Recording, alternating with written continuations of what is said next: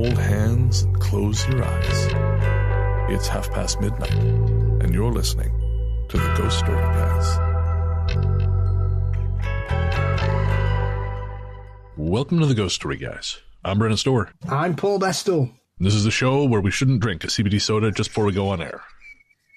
Yup, terrible stuff. I cut that out for you folks. I spared you that. Anyways, this is a show where we talk about spooks, specters, and all the other things watching us from the shadows beyond the campfire. Some conversations only make sense after the sun has set, and this is most definitely one.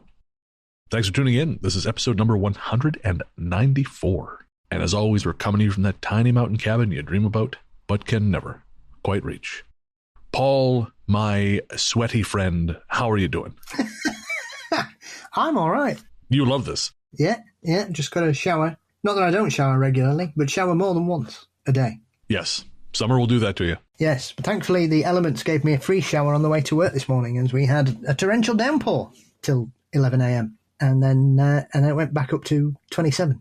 Gotta love that. So lovely walk home. And yeah, all good. Hectic week of all kinds of things happening. I had an incredible experience of bumping into one of Britain's much loved but lesser seen these days natives, which was rather sweet. We went out for a late night stroll, me and Theo, because obviously it's a bit hot, so I've got to take him out as late as possible just to let him have a sniff about and do stuff. And we encountered a beautiful hedgehog. No kidding. Yeah, just sat there, literally inches away from us. And at first I thought it was a model because it was stood like stock still. And then I saw it move its eyes left to right as we walked past, and I thought, oh, wow. So I sneaked a couple of pictures. Theo didn't even see it. So for a working dog, that's pretty shit. Well, I am excited for this episode, Paul, because this episode is titled When Worlds Collide, and it sounds very dramatic. In fact, the cover art I have worked up for this one reminds me a little bit of those mobile games where the ad looks super cool, and then the game itself is, it's basically Pong or Pac-Man. Yes, I can't wait to talk about one of my favourite 1950s science fiction films. I'm amazed you want to do an episode all about that classic. I was going to say the Power Man 5000 song, but yeah, that too. Funny enough, I took the lettering from the cover for this from that poster of the movie you're talking about. Yes. But yeah, so this episode is called When Worlds Collide, and this is a listener stories episode. We have stories from New Zealand, Australia, and also from around the U.S., Plus, we have a little feature that I've put in here. It's a little interlude like we've had on the last couple episodes. I happened to come across this random paranormal phenomenon in an old dream and paranormal journal from 1989. I sent you the text earlier in the week, so I thought it'd be a fun thing to share with everyone just as a break between stories. But before we get there, of course, we got to thank the patrons, but I thought I'd share my own little worlds colliding moment with you. So when I decided to drive in Toronto last night to go see The Legend of Billie Jean at the Review Cinema, it did not occur to me that I would meet one of the giants of old. However, after the film, I went to a nearby bar to have a drink, and I got talking to the bartender. He was one of those guys, right? Just a big guy, big all around, just built like a brick shit house, as my grandfather used to say. But then he shook my hand as I was heading out, and dude, I have read in books in the description he had hands like catcher's mitts, but when this dude shook my hand, it wasn't like I was shaking his hand. It was just like I was trying to find a handhold to grip onto. It was like I was rock climbing this guy. It was ridiculous. These enormous banana hands and felt like they were made of stone. I do not exactly have like rugged hands. I got some calluses from lifting weights. That's it. Bankers look at my hands and go, "Come on, guy, you're making us look bad." But this guy, Jesus Christ, it was like trying to do a secret handshake with David. Ridiculous. Again, I'm just like, well, we're going to pretend like this is a handshake between equals and not between, the Elohim and the lowly sons of man. Yes, we say hands like shovels here. Exactly, yeah. But before we traipse to New Zealand, Australia, and all points in between, we got to thank our patrons. This one's for the patrons. Patrons, we could not do what we do without you. So thank you, thank you, thank you. For real, guys. Every person who downloads a Ghost Story, guys, you really do help make us who we are. But patrons, Apple Podcast, and YouTube subscribers are the ones who truly allow us to keep doing this. Ads are desperately unreliable. Subscribers are our lifeblood, so we deeply appreciate every single one of you. And while we'd like to thank all of you, we would especially like to thank our latest subscribers. They are Dawn Revitza, Dawn Marie Gould, Caroline Farrow. Again, we cannot tell you how much we appreciate your support. We genuinely couldn't do it without you. And while we'll wait till the end of the show to tell you about all the cool stuff you get, we will say, for just $1 a month over at patreon.com/ghoststoryguys, you get an ad-free feed. And who doesn't want that? Ads suck. Again, that's patreon.com/ghoststoryguys if you want to get bonus shows, live streams, ad-free episodes, early release, and so much more. Or you can sign up to Ghost Story Guys Premium via Apple Podcasts or on YouTube. And don't forget, if you sign up on Apple Podcasts or YouTube and you want to be shouted out in this segment of the show, just forward your confirmation to us, ghoststoryguys@gmail.com. We would love to recognize you here. All right. One last thing, shout out to our composer, Rainy Days for Ghosts. Rainy Days for Ghosts is a project of film journalist and composer Harper Smith. You can find more of Harper's work at rainydaysforghosts.bandcamp.com or by searching for Rainy Days for Ghosts on streaming platforms everywhere. You'll find that streaming courtesy of Night Harvest Recordings, the Ghost Story Guys house label. All right, Paul, do you have on your flying shoes? I was born to fly. Fabulous. Well, we will take to the skies and start with the stories after a quick break.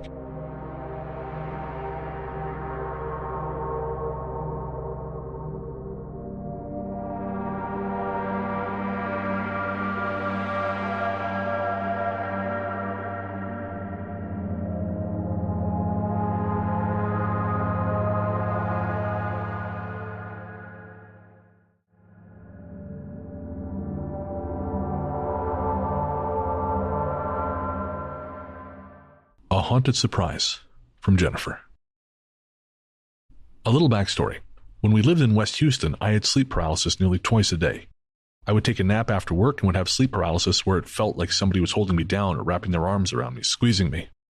Then when I went to bed, I would have sleep paralysis trying to call out to my husband to wake me. Scary as hell, so we had to move. In the same house in West Houston, I broke both bones in my leg because I felt like an entity had pushed me down, and I fell to the floor in the kitchen, turning from the refrigerator to the sink, and I hit the floor. 6 months in a wheelchair, 20 pins and 2 rods in my right leg. My son, who was about 8 years old, was having nightmares. Fuck that house, we're out. Interestingly enough, one of the major highways near US 99 was built over a burial ground. It's called Katy, Texas and Morton Ranch Road. Now, my husband's history is he is a third-generation embalmer from Mexico City, and he actually embalmed one of their former presidents. His mother was an embalmer, and his grandfather was an embalmer too. He's a truck driver now. Since we moved from West Houston to North Houston, I've only had a couple of incidents of sleep paralysis, but my son states that he has seen the hatman in the corner of his room by his lamp. But the funny thing is, my son just blew him off. He was like, "You're a figment of my imagination. Get the hell out of my room and piss off." He didn't want to have anything to do with it, and he wasn't scared of it. Being all of 12 years old and tough as hell. So, as I mentioned, me, my husband, and my son live in Houston, Texas, and we wanted to take a quick 4-day vacation to San Antonio to see some Texas history and visit San Antonio's popular sites. So, when looking for inexpensive rooms near the Alamo and other popular museums, I booked a room at the Emily Morgan Hotel. It's a big, beautiful, historic building in San Antonio near the Riverwalk and the Alamo and the Ripley's Believe It or Not Museum and the Waxworks Museum. I want my son, who's in middle school, to learn Texas history as that's what they teach in middle school here. Plus, I love Texas history. And my husband is from Mexico City, so you see the charm for all of us. Anywho, we will be there for several nights in August. After I booked the room for those 4 days, I Googled the Emily Morgan Hotel. Come to find out, it's one of the most haunted hotels in America. Well, that fucking tracks. Given my interest in the paranormal, I do not want to stay in a haunted hotel. I did this by accident because I couldn't book a room in another town near here. It seems like I was pointed in Emily Morgan's direction. I'm still doing research on the hotel. Research it yourself if you're interested and give us some details. I don't want to lay them all out here for you. All I know is there are a few certain floors in the basement that are especially haunted. I did not intend to do this to my family. Hopefully we have a great vacation with no scary incidents. I'll check in after vacation and let you all know how it goes. Much love, Jennifer. P.S. Thank you for your mental health PSAs, as I struggle with depression and anxiety and panic attacks myself. Love you guys. Well, thank you, Jennifer. I don't envy you either the sleep paralysis or the haunted hotel. Well, the haunted hotel could be fun, depending on how that goes. But the sleep paralysis thing sounds like a goddamn nightmare, literal and figurative. Yes. Well, it probably takes away from the heat of Texas. That's true. Yeah, it's not all bad news. Maybe it could cool you down. Given the state of the power grid in Texas, you might have better luck relying on the dead than you do your local power provider. Again, we're moving a little bit towards infrastructure talk. This is not that show. Don't give them ideas. Yeah, fair enough. Corpses are just energy. That's free energy going to waste. Dig them up. How can we bill them for ghosts? Folks, this is why the afterlife must remain a mystery to us, because someone will find out a way to monetize it. Yes. Tesla's sat on the other side waiting for somebody to dare. Well, thankfully, if it's Tesla, they're going to have to wait for someone else to invent the tech, then invest into it and force the original creators out. So we got plenty of time to get out ahead of this. It's all right. Nikolai's waiting. He's biding his time. Oh, God, I hope so. How great would that be? He just comes through the portal and hits Elon with a sock full of quarters. What do you think you're doing, you schmuck? That's the crossover event of the summer that I want to see. That's Deadpool and Wolverine, but for my soul. On the subject of accidentally booking a haunted hotel, that's always a thing in the back of my mind. When I book a place, like, without kind of thinking about it. I mean, I don't do it often. It's budgetarily, it's not something I can do. But, when I went to the beach last week and I just booked a motel at random because it was cheap and across the street from the water. And I had this thought in the back of my head, oh, Jesus, I hope this thing isn't fucking haunted. and as it turned out, it was not haunted. It was just full of, well, not full of, but I had a particularly, as I told you, and I think I mentioned to patrons, this shady couple who I heard having an argument about her propensity for seducing married people. And he was not very happy about this. And they had a very vocal argument about this at about 1 a.m, as people like that tend to do. Times like that, it's always good to just start playing Careless Whisper by George Michael. I don't know. I never worry if I book a hotel anywhere and it's haunted. To be honest, I'm usually disappointed if it isn't. I've never had a disturbed night's sleep in a hotel through ghosts, just humans. I will say, yeah, that's fair. I've definitely had more issues with humans than I have with ghosts. I think just a handful of times I have slept in haunted hotels, I haven't had anything spooky happen. I've just had terrible sleeps. It's like those video games where it'll tell you can't sleep, there are enemies nearby. That's my brain when I'm staying in these places. Yes, I remember once staying in a hotel in Victoria in London. And when we opened the door, it literally looked like the forensic team had just left. Oh, no. There was a very weird stain on the wall that could have been a variety of bodily fluids. It was just faded enough not to give you clarity of its origin. Well, at least we know how the ghost got there.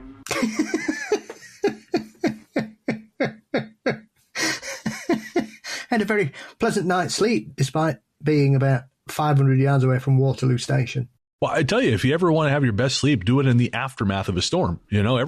All the bad stuff's already happened, as you found out in this hotel room. Yes. The murder had been committed. You can't commit two murders in the same room night after night. Those are the London rules. No, this is very true. Let's hope that continues for a long time.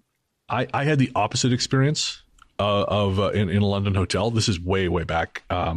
Nick, see, I will stay anywhere. I will stay in, Stain Wall Hotel.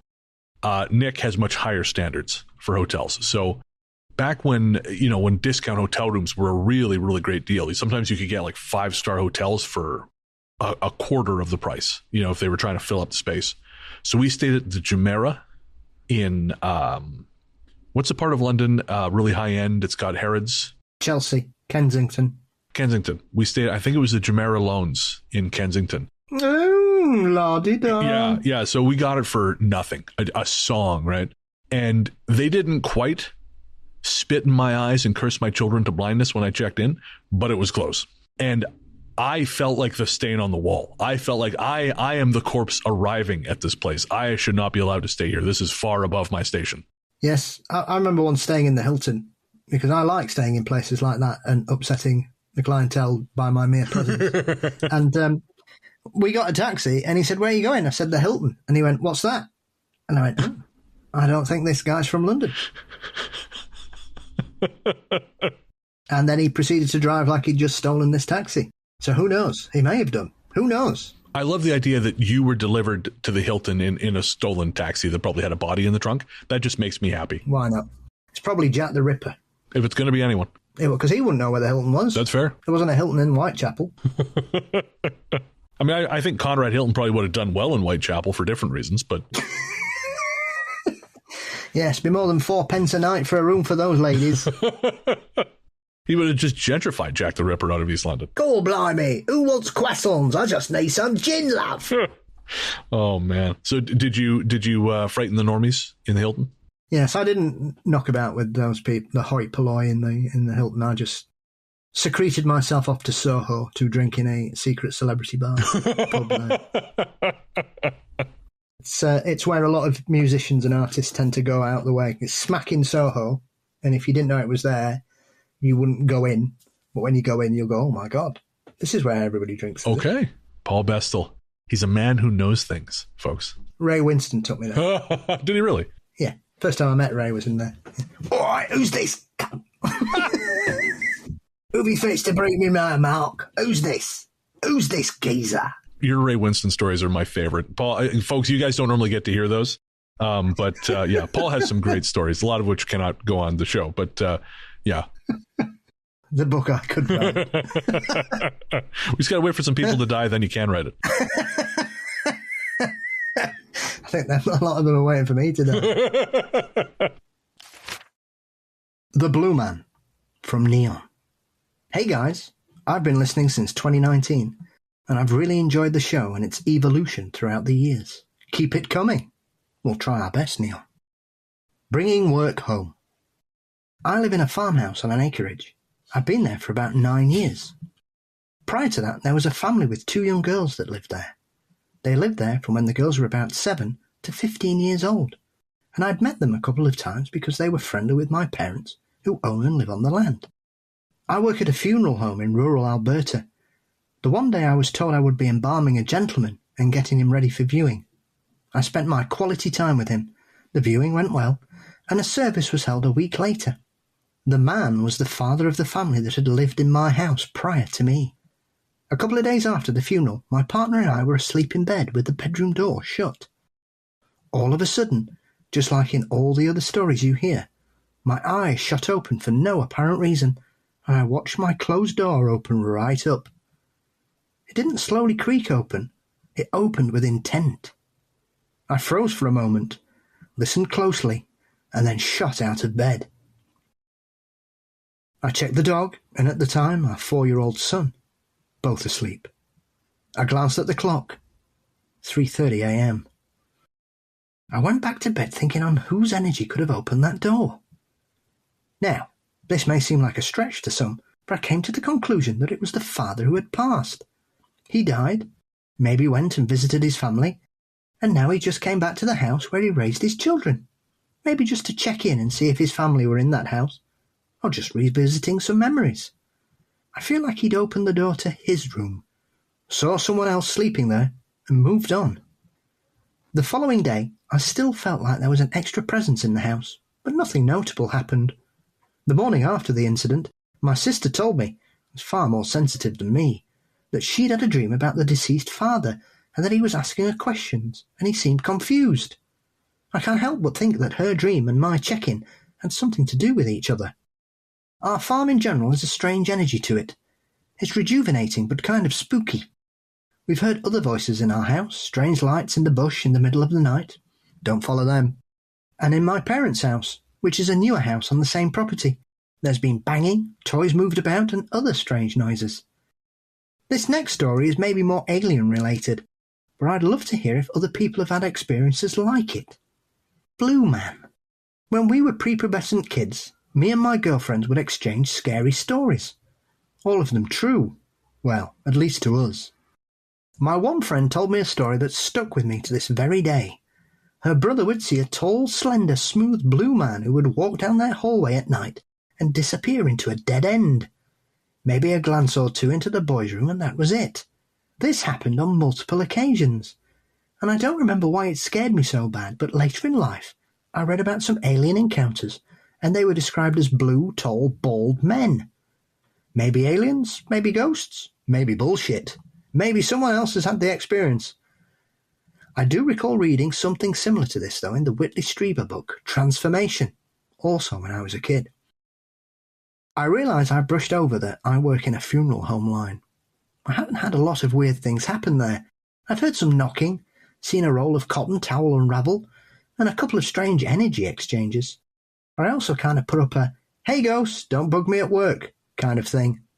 I'd love to hear a funeral service worker or a funerals in general episode. If you have any questions regarding the funeral home industry or the process of death to the final resting place here in Alberta, I'd be delighted and happy to shine some light on the subject. So thank you, Neon. Paul, are you familiar with any stories of blue men apart from the ones on stage in Vegas that I so enjoy? Blue Man Group.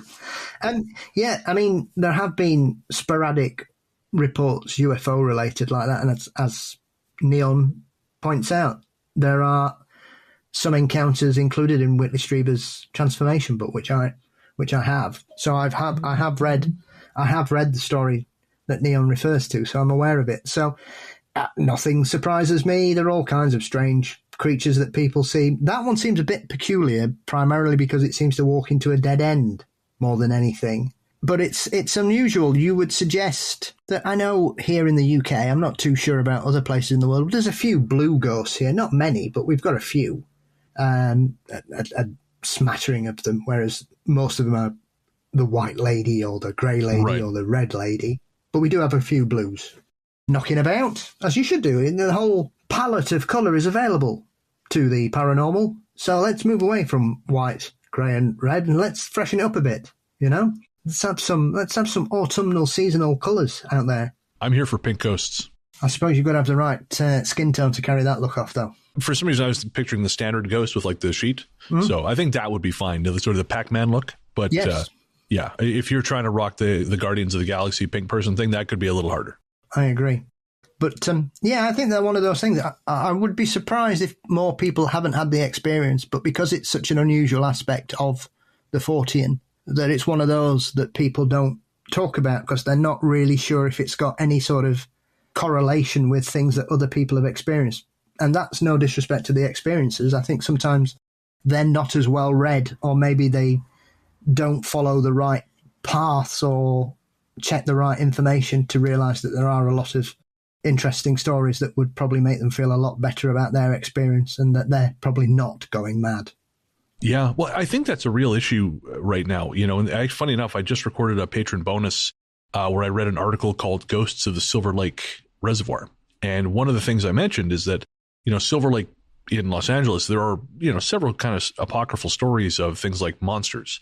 But the problem is that in the current age we live in, there's so much nonsense. It's so easy to put out a false report, and you could always lie. Lying is not new.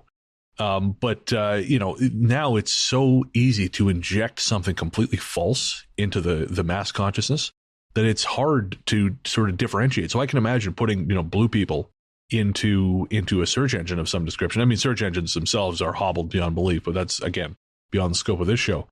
But to put that in and just get a bunch of nonsense and then start thinking, okay, well, this doesn't seem real. Like I'm sure you're going to find things that sound like patent bullshit.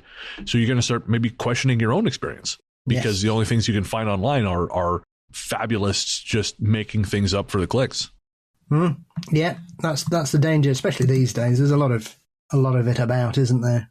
We were talking on you and me on the live stream we did for patrons last month. There was a couple groups who have gotten in trouble recently because essentially they were not even subtly fabricating phenomena in order to, boost engagement on their YouTube channel. And I think that's probably more common than it is not. Yeah, we've got a very dodgy, alleged paranormal investigator who's not around that much these days, but he's one of them. He's always getting scratched and stuff, but it's amazing how he always seems to be wearing a scarf when that happens. It's peculiar. What luck. Coincidence.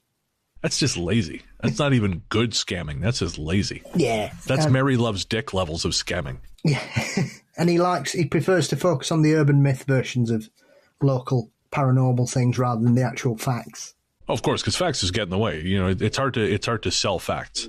Yes, you know, if you want to go on and on and on about the monastery that used to be next to Stocksbridge Bypass, of which there is absolutely no historical evidence to support that, then of course, good luck to you. But unfortunately, in this day and age, people can check these things. And yet it doesn't stop them. If anything, the grift has only grown. Yes. But ironically enough, somebody heard my appearance on Craig Bryant's Paranormal Pendle show that I did last year. And sent me an email about Stocksbridge Bypass because they had never heard about Stocksbridge Bypass. And they had an experience that happened prior to it being built on the old road that used to run through Stocksbridge that was very interesting. Can you share any of that, or would you rather keep that between you? They had a very strange experience where they saw something that they couldn't get their heads around and just kind of, it was one of those, well, they just thought, well, we've no idea what that was. That's really frightening. But didn't put any sort of credence to it until he's heard my show, and then until he's heard my appearance on Craig's show. And then he's gone and checked and gone, I can't believe how many reports there are of this. So he'd seen a very similar sort of black, misty shape lurking around there. Oh, fascinating.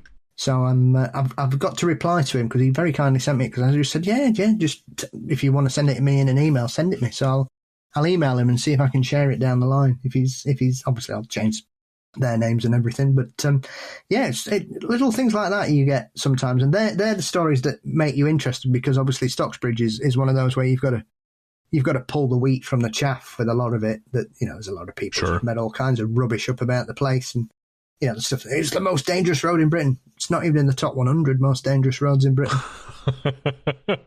Oh, people just love saying shit, don't they? Yeah, absolutely. I mean, there's a road where I grew up where sadly we had a terrible, terrible accident a few days ago where a family of four and a motorcyclist and a passenger have both been tragically killed. Oh, man. Because someone sped past them and forced them off the road, and they all died. Oh, Jesus. But it's one of those heartwarming moments because the family, their oldest daughter wasn't in the car. She was playing football. So she's lost her entire family, her immediate family. And so they set up a GoFund her, and these kind of things happen. But the last time I checked, they had raised £410,000 in 3 weeks. Well, I hope that at least gives her some financial security as she tries to put her life back together. Yeah.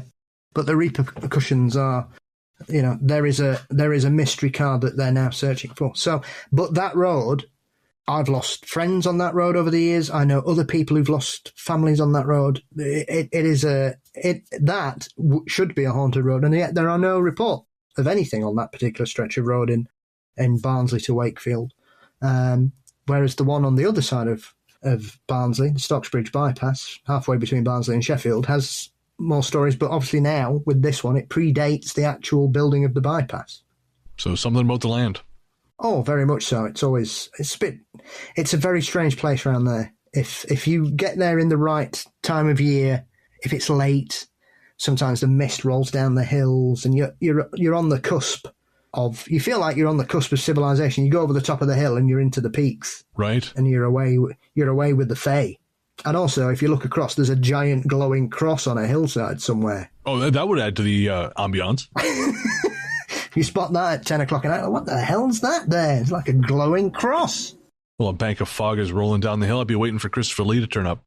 Yes, or some creepy John Carpenter synth. Or that, yeah. Well, could be both. In a perfect world, it'd be both. If I'm going to be murdered by Dracula, I'd rather it be by synth Christopher Lee.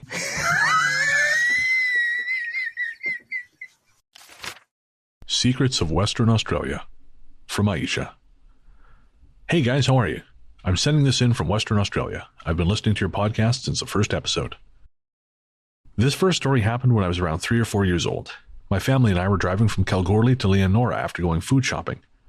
Driving around those areas, you don't see much besides cars, trucks, cattle, occasionally old buildings, and a small town about halfway called Menzies. Funny enough, in Victoria, we lived very close to a street called Menzies.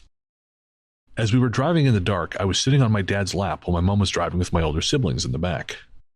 Out of nowhere, I said something like, "Hey, there was a man back there," or "Can we go pick that man up back there?" Something along those lines. Confused, my parents looked at each other and asked, "What man?" "The one on the side of the road," I said. My mom turned the car around and there was no one to be seen. A week or two later, my father, who was a police sergeant, got a call out to a parking bay on the side of the road in between Menzies and Kalgoorlie because a truck driver went to the toilet in the bushes and found a boot sticking out of the ground. He tried to pick it up only to find out there was a skeleton leg still in the boot. My second story happened last year while I was working out on a sheep station 400 kilometers or so east of Kalgoorlie. One day after mustering a paddock, myself and two other girls, one of them being one of my best mates, had to walk the sheep to their new paddock about 10 kilometers away. We walked the sheep for about 6 hours. Once we got to the new paddock, we watered the sheep, and once they were happy, we were able to head back to the homestead, having to check tanks on the way back. In context, where we were was about 40 to 50 kilometers away from the homestead, and we had to check 3 tanks on the way back. My best mate and I went one way while the other girl went the other way. By the time we left, it was about 5:30 p.m. in the winter, so it was already getting dark, and only the low beam light in my bike was working. Hers didn't have any working lights left at all. By the time we got to the first tank, it was probably 6 p.m. with only a little bit of light, so we decided to skip a tank and go down a different road to get to the third tank. As it got darker, it got really hard to see because we were sharing that one light. Around 6:20 p.m., we decided to pull over, make a fire, then press the help button on our spot tracker. While sitting around our fire talking, we heard a loud, sharp whistle about 200 meters away. We acknowledged it, but kept talking. We heard it a few more times all around us, each time getting closer and louder.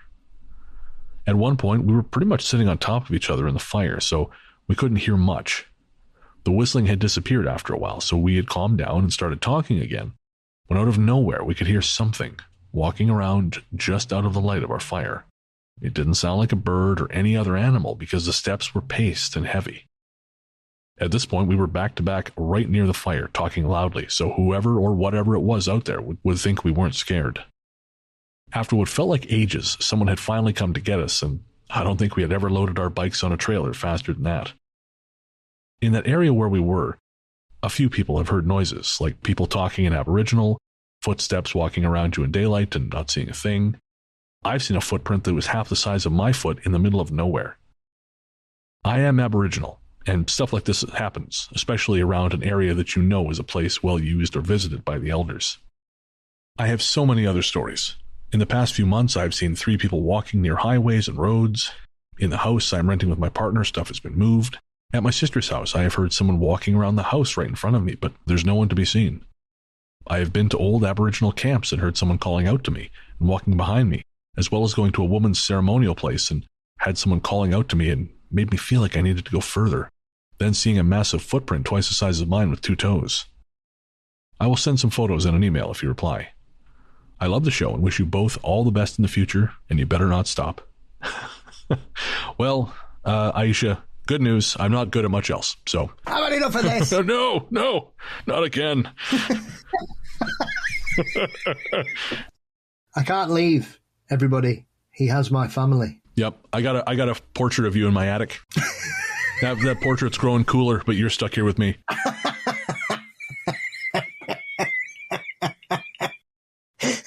Dorian Moore. Yeah, exactly, yeah. The Bestellian.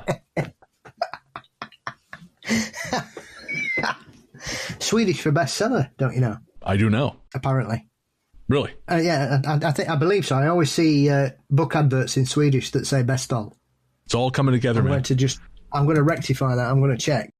Yeah, it's used often to talk about books. Bestall in Swedish. Okay.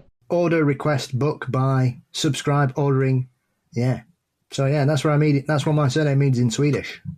Subscribe. Paul, subscribe. Like and Bestel. If you're listening to this on YouTube, don't forget to like and Bestel.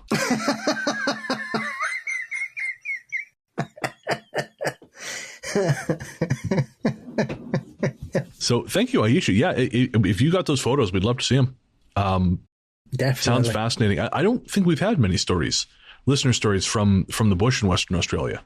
I know way back we did that Western Australia show, but I don't know that we've had listener stories directly from there. So that's really interesting. Yeah, I wouldn't be surprised, to be fair.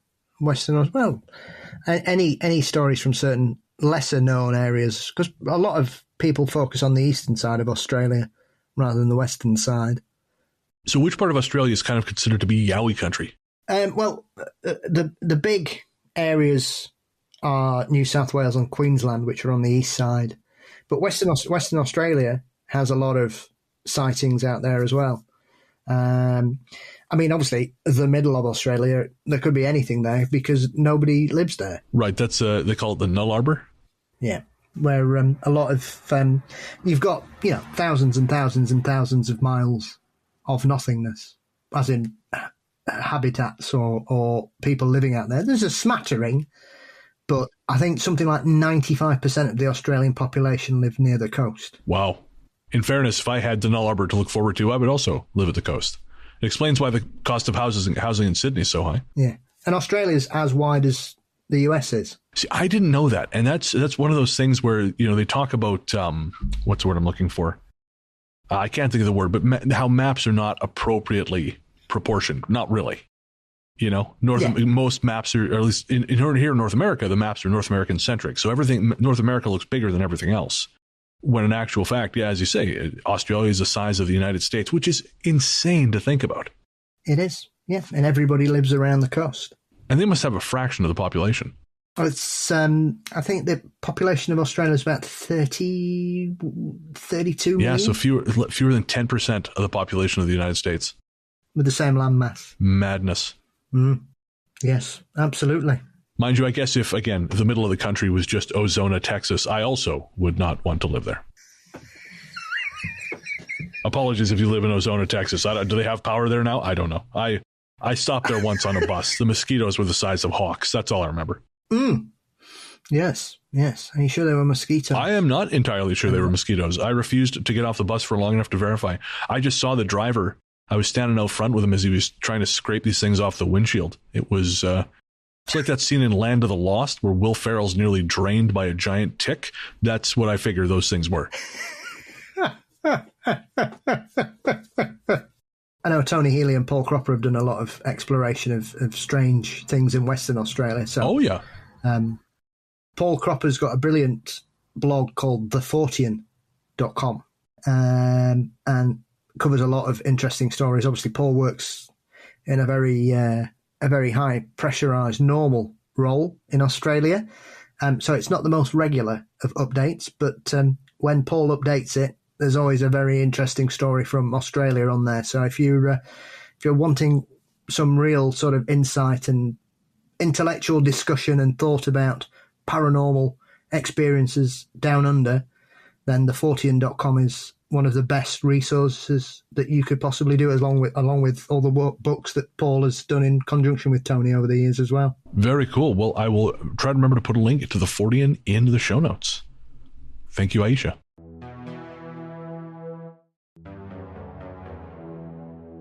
The Ball from Tanis. Hi guys, just listening here to your UFO segment about Kamloops. I live in Lumbee, just outside of Vernon, BC. Back in 1977, I was living out in the country, about 10 kilometres north of Lumbee, on a hill without electricity or anything. Those kind of hippie days. My husband at the time was working towards Vernon, about 2 or 3 miles out of town on night shift. He came home one day, freaking out, screaming, running into the house. He says, "You've got to come with me, you've got to come with me, you've got to see this." I was just terrified to see him so freaked out. This huge, large man, my husband, father of 2 children, was terrified. He described an orange ball, gigantic shape, hovering over the power lines. We live right near the huge stretch of the giant power lines that run through the countryside. He'd seen this light from work and thought it was the full moon, until he got closer to home and realised it was orange, and it wasn't even the full moon time. Anyway, long story short, shortly after, probably the next morning, we went to see some friends because we were still freaked out. This was on the Saturday morning, and they'd seen it as well. It was also reported by many people and was on the local news. It seems we figured out that whatever this ball was, it seemed to be sucking the energy out of the power line. It was there entirely all night, but seemed to have gone in the morning. I've got many, many stories about what I saw on the hill in those years back in the early 80s and late 70s. There were many encounters with UFOs. Love you guys, and I love your show. Well, thank you, Tanis. I do love stories from my old stomping grounds there. I have a lot of memories of Lumbee and Vernon and Kamloops. It sounds similar to what I saw back in 2010. Oh, strange. Right, of course. Strange orange ball of flame floating across the sky. Yeah. I can't recall. How big do you figure the ball was in the sky? I don't know. It was big enough for me to notice it and see it with the naked eye very clearly, and also be aware of my surroundings to negate any potential possibilities of what it could be, such as open and closing the top window to make sure it wasn't a reflection, turn the lights off to make sure it was nothing reflecting in the room onto the window, watch the road, made sure it wasn't headlights bouncing off something and reflecting into the sky, and it wasn't any of that. And like I've always said, I don't know what I saw, but I know what it wasn't. Yeah, well, I think Tanis's observation that it appeared to be sort of drawing from the power lines was compelling, because that is also a pretty common feature of some UFO encounters, is it not? Yep, certainly there's that kind of belief, especially with some that are seen over nuclear sites as well, that they're draining energy or using it. Same with some sightings over volcanoes, depending on who tells you it. If it's a certain Mexican researcher, you can ignore all that. Anybody else, you could probably give it some credence. And to be clear, folks, it's not because he's Mexican, it's because he's a grifter piece of shit. Yes, how many times can you be wrong in a 35-year career? Is it wrong if you're just lying? How many times can you lie? Yeah, well, an endless number is what I've learned. Yeah. Ryan Sprague's the man to ask. He keeps a list of all the lies, and every time one turns up, he just publishes a new list with an extra added on the end. But yeah, similar to some of the sightings over lakes and rivers where they've been seen to be what would seem to be drinking up water or taking water on board. Obviously, the big Lake Michigan sightings that featured on the last season of Unsolved Mysteries, I think it was. Oh, okay. With the meteorologist that saw it and essentially had to leave his job to get away from the ridicule. Right. That was what that was about. That sightings over Lake Michigan, it seemed as though it was taking water on board. And there's been far more. I would say there's been more reports of them hovering over power lines than water, but they're both interesting aspects to that phenomenon. That it seems like they're taking on board resources for whatever reason. Interesting. Well, I saw Battlefield Earth. They're coming for our gold. Why? L. Ron Hubbard has yet to fill that in for me. I'm sure they could. I was watching a documentary this week about all the weird moons in our universe the other day, and there's more gold on them than there are on Earth. No one tell L. Ron, it's going to really bum him out. I mean, you need a Ouija board to tell him, but still. Well, not necessarily. You could ascend to level 5 Thetan and speak to him on his wavelength. Good to know I've still got something to shoot for, Paul. Goals. That's what keeps us all moving forwards, Brennan. Maybe that's what the aliens, he misinterpreted. It's goals, not gold. The aliens are coming here for motivation. Yes, absolutely. They're actually personal trainers. That's who took Richard Simmons. He's not dead. They just got him. He's ascended. He's up there eating tofu. whizzing around Saturn's ring. Oh, God, I hope so. Having a whale of a time. I hope so. Boy, the world's poorer without Richard Simmons in it. Or maybe he's just wondering, why does Phobos look like a flat pancake? Is it Phobos that looks like a weird misshapen pancake? I can't remember.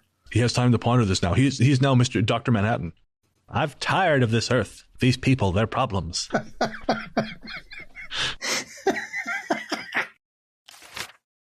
We have one final set of stories, but before we get there, I wanted to share this little interlude that I referred to at the top of the show. So as I was saying, I was listening to a podcast recently about chain letters. And of course, letters that people used to send each other, through the mail. Send this on to 5 people, you'll have bad luck, all that crap. And it turned out that there's a really fascinating study that was done on paper chain mails, because apparently the way they're transmitted and the way they change over the years, it's actually kind of analogous to how genes evolve and change as people, is kind of like through successive generations. So apparently they actually were kind of using this as a one-to-one, a way to use one to understand the other. But during the process of the show, they mentioned that there was a guy named Daniel W. Van Arsdale who had a massive record of chained letters. He had this huge archive that he just collected, and which they used for research purposes. And so I wanted to check this out, because obviously I'm working on the show with Brandon. I can always use more inspiration. And I was looking through his chainmail archive or chain letter archive, and I happened to see that he has a paranormal journal on his website. So I clicked through, and I'll post a link in the show notes.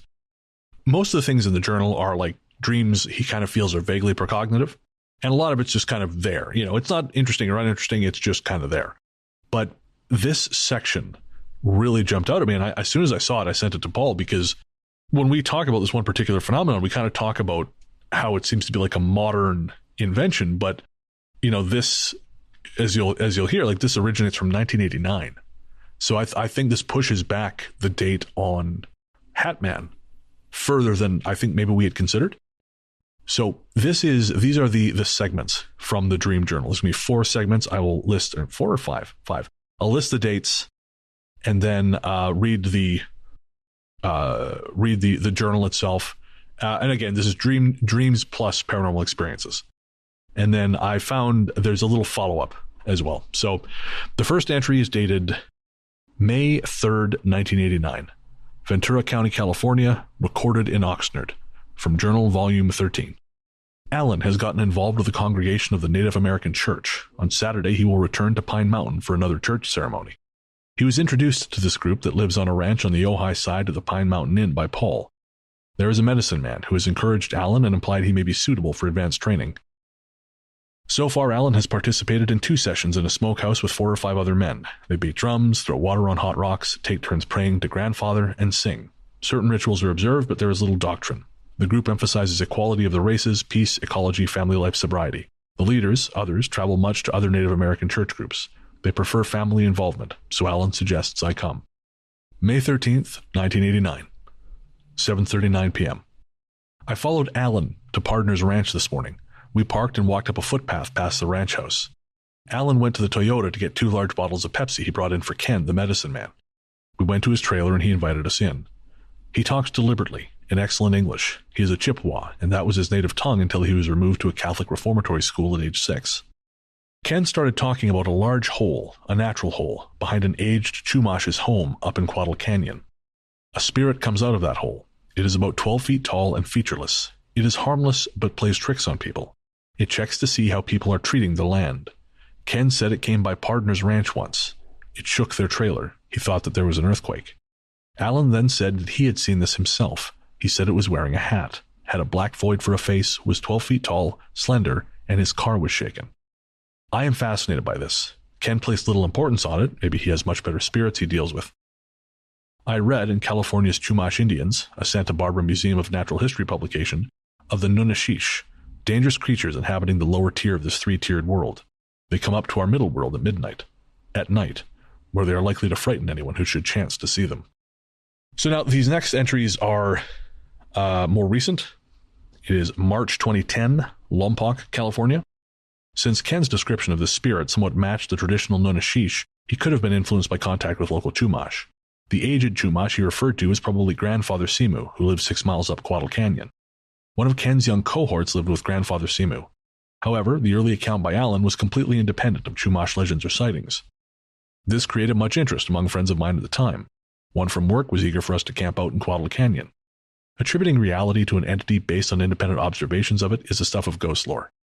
Note also the kinship of this entity to European traditions of headless specters.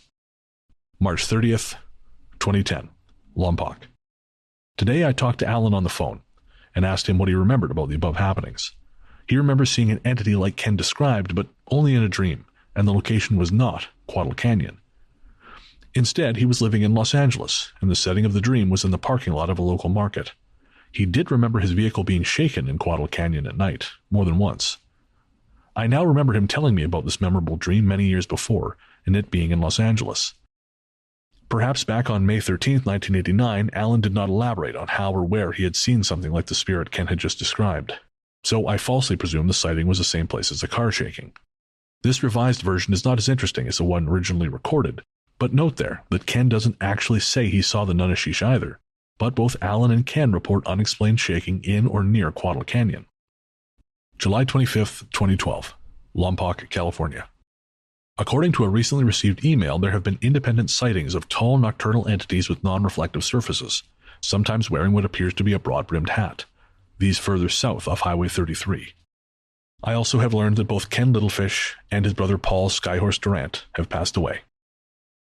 And again, that's from the Paranormal Journal of researcher Daniel W. Van Arsdale.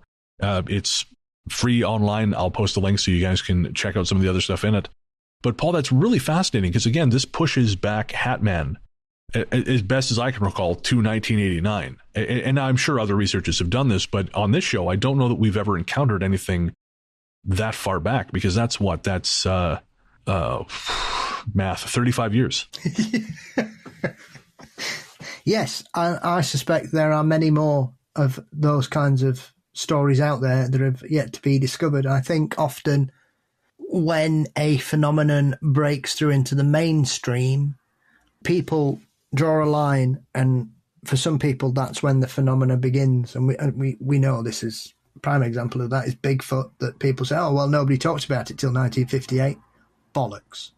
There's thousands of reports from every state and province in North America. You can go back to the 1840s, to the earliest printed newspapers, and find stories about wild men running around, frightening homesteaders on the range in numerous situations. So I would not be amazed if there's a whole trove of stories like this out there waiting to be rediscovered that may have been covered by a particular researcher that's never been revisited or just forgotten about. There's hundreds of them out there that have been lost to time, sadly, and some of them need rediscovering, I think. Yeah, well, there's one little bit I wanted to share because when I was looking up sort of expanded Chumash demonology, again, the Chumash were people of California, I believe, sort of Central California. I could be wrong about that, but I seem to recall that's right. But this is from a book called Chumash Demonology, a glossary of Chumash demonology terms with commentary by a researcher named John M. Anderson. It was originally published in 1996. This is from an updated version from, I want to say, the late 2010s. And I have a lot of stuff here. I'm actually not going to read as much as I had intended, but I am going to read this first bit. Anderson says, Nunashish is a Chumash term for demons. It also refers to any source of supernatural power threatening to human beings. Thus, a rock, tree, or body of water can be Nunashish, meaning that it is a dangerous source of supernatural power. As such, it threatens humans who are incapable of experiencing such phenomenon without becoming disoriented or crazed. The exposure of normal humans to demonic powers can overwhelm them, and in extreme cases make them incapable of functioning conventionally in human society. And there, again, you kind of have, it's like a 40-page book. Anderson is very cautious to sort of separate Christian demonology from the Chumash. He's sort of, when he's referring to demons, he's kind of referring to earth spirits, that don't necessarily have negative intentions, but are so fundamentally incompatible with us that if you're not careful, they can really mess with your mind.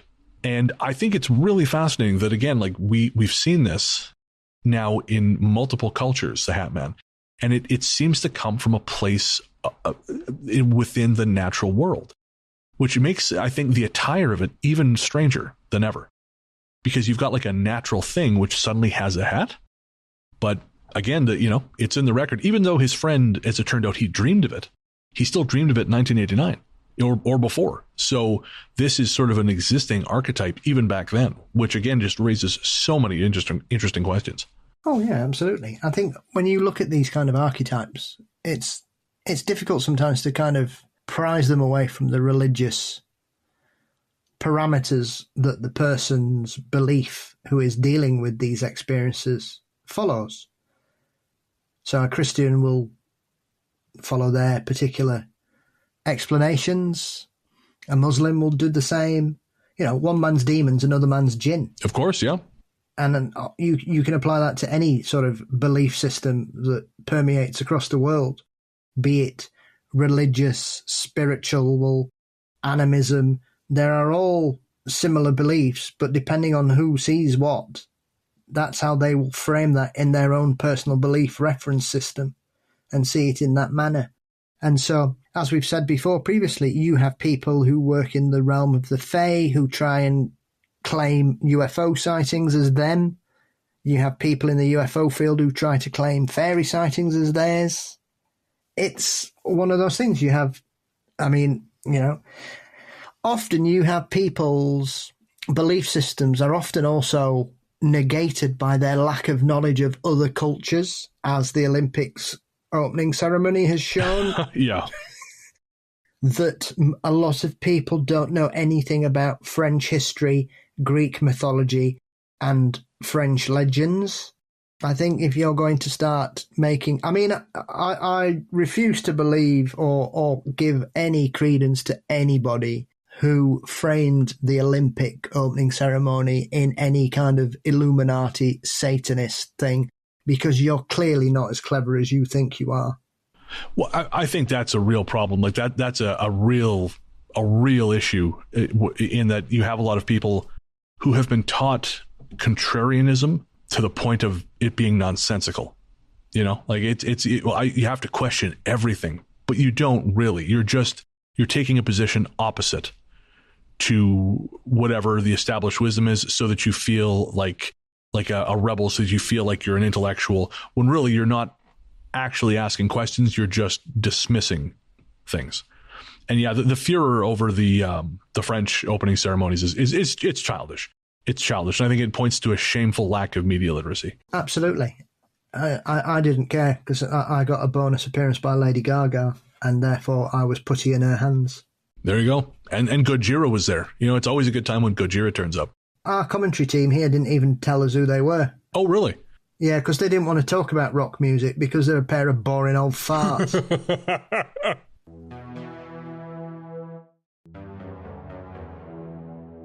Two stories from Nazir. Hello, I'm Nazir, a 29-year-old single mum of two daughters from New Zealand. I recently discovered you guys on YouTube, and I absolutely love your content. It's exactly what I've been looking for. I've had many interesting things happen to me, so I wanted to share my stories. I apologise in advance as I'm dyslexic and not great with words, but I'll do my best. I have many more stories, but I've chosen a couple of my favourite ones for you in this email, and I hope you enjoy them. The first story is titled Ghost Cats. When I was around 5 or 6 years old, my mum and I stayed at her friend's house and shared a bed. I remember lying awake in the pitch-black room, unable to see anything, when I felt cats jump up on the bed and start kneading the blankets. I was ecstatic because I love cats. I must have eventually drifted off to sleep.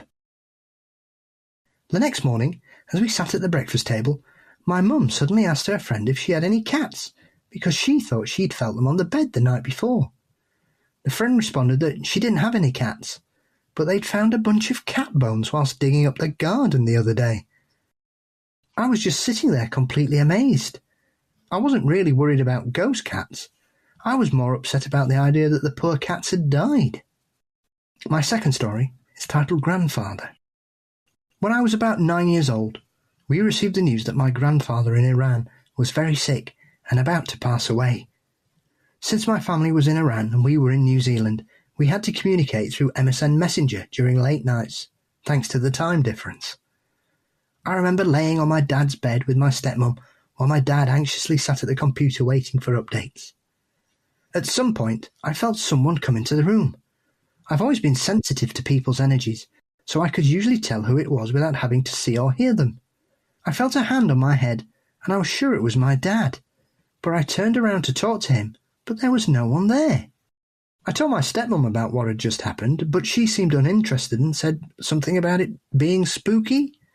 Later I went to the lounge and my dad informed me that my grandfather had passed away. I was in shock, as it suddenly dawned on me what had happened earlier.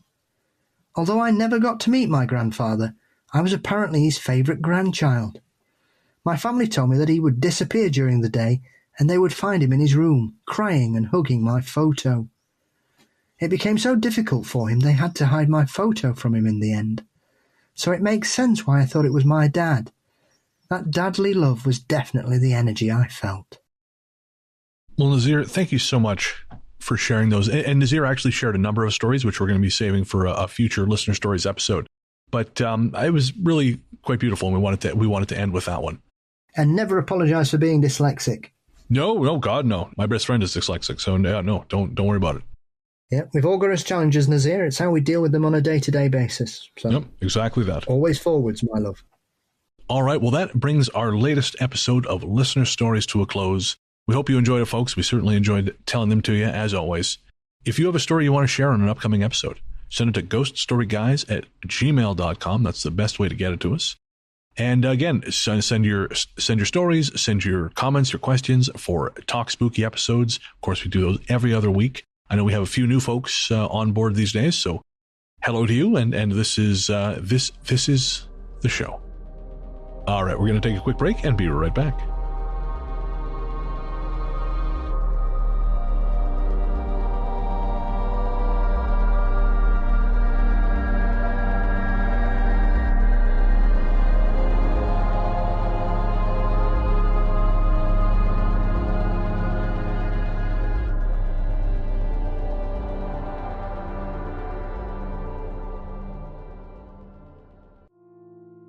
Hey there, listeners. Before you reach for that skip 15 seconds ahead button, I promise you this isn't an ad. We wanted to take a minute to talk to you about mental health. On this show, I've always tried to be as honest and open as possible about my struggles with depression and anxiety, because even though we've come a long way towards acknowledging the very real damage these things can do, there is still way too much lingering stigma about reaching out for help. And when you start to feel like there's no help, it's easy to start feeling like there's no hope. But Paul has joined me today to remind you there is always hope and there's always help. We're not going to try and talk you out of self-harming right now, because we know that's not how it works. Instead, what we wanted to do was tell you something now and hope that should things get bad, you'll remember it and make a phone call or send a text message before you make any permanent decisions. As someone who knows all too well just how important mental health can be, it's never too late to reach out. In Canada, the number to call is 133-456-4566. In the USA, the new number to call is 988. That's 988. In the UK, the number to call is 116123, or text SHOUT, that's SHOUT, to 85258. In Australia, the number to call is 131114. However bad shit seems, it will pass. And no matter what your brain might be telling you at any given moment, and believe me when I say I know this intimately, there are people who love you, and people who care deeply about how you treat yourself. Should a time come when you find yourself despairing, please know that we've both been where you are, and there is a way back to the world. Take care. Welcome back. The Ghost Story Guys are Luke Greensmith, who helps us find our stories. He's also host of the Folklore podcast, available everywhere fine podcasts live. Brody Daniels, who also helps us find our stories. Tanya Downing, who manages our Facebook community. She's also co-host of the Streaming into Madness podcast with Walter Whitaker. Joseph Camo, who helps manage our YouTube account. He's also host of the Sociology Professor YouTube channel and co-hosts Weird Together with me. Sarah Kent, who manages our Reddit community. Our paranormal conductor is Mr. Brennan Storr. My friend, my co-host, is the one, the only, the inimitable Paul Bestel, the paranormal Johnny Carson himself, host of Mysteries and Monsters. Paul, what's coming up on M&M? It's 300 episodes. Oh shit, it is too. Congratulations, my friend. God damn. Yeah, crazy, really. No kidding. 300 episodes. That is massive. Yeah, certainly beat that 7-episode limit. Did you ever? Soundly. With a bat. Yeah. Yes. So what better way to celebrate 300 episodes by having my good friend and multiple appearancer, Richard Freeman, join me to talk about not only the fact that he's somehow managed to release 2 books 5 weeks apart from 2 different publishers, which happens. And so we talk about some terrifying real-life encounters with monstrous animals of this realm, from crocodiles to bears to Komodo dragons, all kinds of strange things. And some of these stories are terrifyingly strange. It's not for the squeamish. There's nothing supernatural or anything. These are normal things about tragic events that have occurred with people, but it just shows you sometimes that we sometimes can invent monsters when there are terrifying creatures out there in the real world. And so Richard's latest book that we dive into on this particular episode is called Creatures That Eat People, and it's the first of two parts. So he's written one book that covers certain creatures, and then the second one is going to be covering things like lions and snakes and things. But this has some really eye-opening encounters, things that really make you think, oh my God, this is awful. So it's not for the squeamish. I'm very excited for this. I cannot wait. I'm squeamish, but I don't care. I'm going to listen anyways. Yes. There's a particularly weird story from Japan. Okay. About a group of hikers and an encounter with a fairly standard-sized bear. Oh, no. You know, we're not talking like a grizzly or a polar bear or even a black bear. This is... The bears in Japan are not known for their ferocity or size. But it doesn't end well for the group of hikers. Well, I'm excited for that show. Where can everyone find you online? You can find Mysteries and Monsters across all social media networks and podcast sites. Fabulous. I'm Largely the Truth on Threads, Instagram, Blue Sky, and Letterboxd. You can find my horror movie show, Weird Together, everywhere fine podcasts live. As we said at the top of the show, we couldn't do this without our patrons, Apple Podcasts, and YouTube subscribers. So if you'd like to join that esteemed community of official, very cool people, the VCP. I had to think about that, Paul, for some reason. I had to think about the order of that. Yes. Good. Well, you got to think about these things. But if you'd like to join them, head to patreon.com/ghoststoryguys. That's patreon.com/ghoststoryguys, or sign up to GSG Premium via Apple Podcasts or YouTube. You get access to bonus episodes, an ad-free feed, the live streams that Paul and I do every month. You can also sign up to be a member of Ghost Force and have your name read out on every second story episode.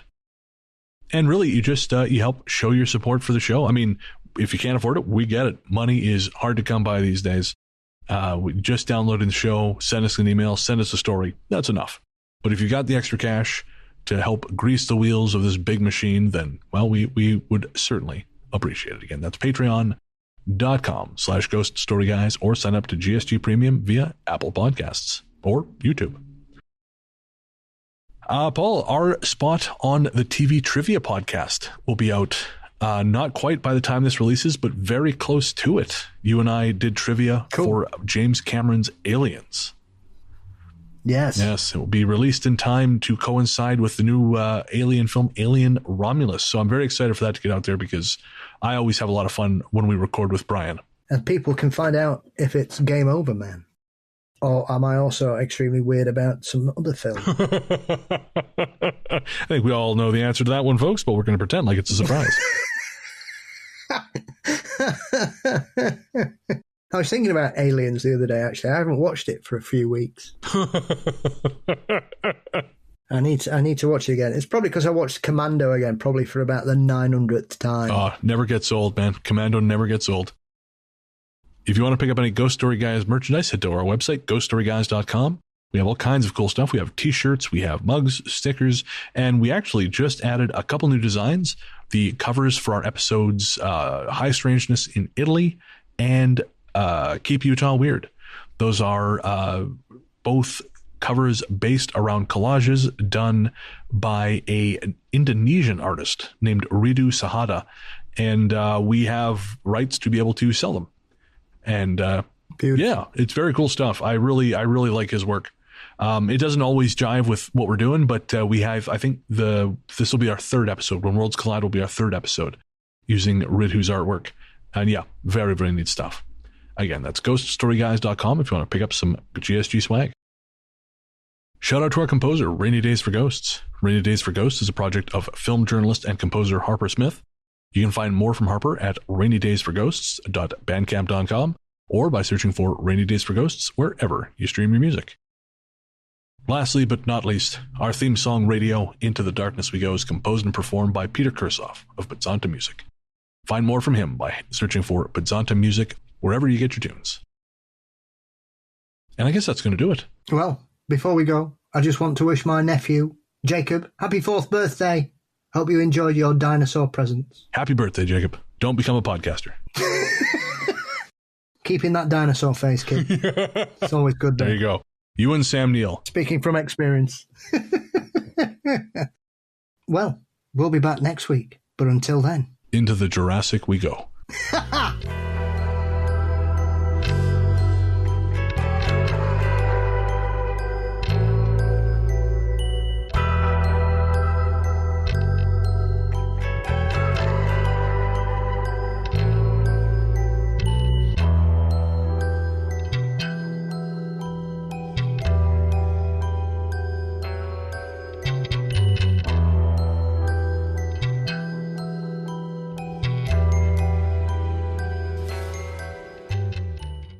You fucking idiot.